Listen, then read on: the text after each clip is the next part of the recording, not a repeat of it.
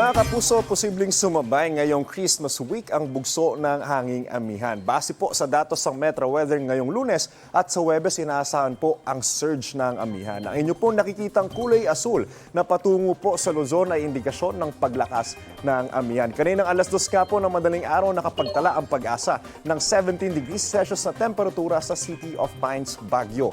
21 degrees Celsius naman po sa Basco, Batanes, 21.3 degrees Celsius naman po sa Tanay, Rizal, 22.8 sa Tugigaraw at 24.8 degrees Celsius dito naman po sa Quezon City. At dahil din po sa amihan, mga kapuso, ay magiging maalon at delikado po para sa maliliit na mga sasakyang pandagat ang pumalaot sa mga dagat sakop po ng Batanes, ng Ilocos Norte, ng Cagayan, kasama po dyan ang Babuyan Islands, Batanes at ilang bahagi rin po dito sa may bandang Cagayan nga po. Mga kapuso, huwag na pong tangkaying ilusong sa baha ang inyong sasakyan. Sa Ilagan, Isabela, isang driver ang sinaklolohan matapos maipit sa Bacolod Overflow Bridge na lubog sa baha matapos umapaw ng Pinakunaan River. Ayon po sa report, sa kabila po ng abiso na bawal tumawid dahil sa bahang dulot ng pag-ulan, pinilit daw ng driver ng van na tawirin ang tulay.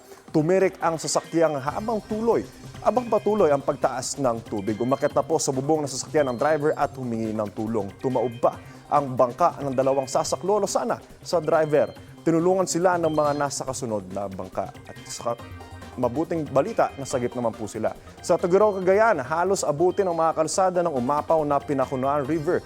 Nagpabagal yan sa daloy ng trapiko. Ang hanging amihan at shearline po ang nagdala ng ulan sa Cagayan at Isabela area nitong mga nakalipas na araw, ayon po yan sa Pag-asa. Ingat po tayong lahat, mga kapuso. Ako po si Anjo Pertiera. Know the weather before you go. Parang Mark Safe lagi, mga kapuso. Kapuso, huwag magpapahuli sa latest news and updates. Mag-iuna ka sa balita at mag-subscribe sa YouTube channel ng GMA Integrated News.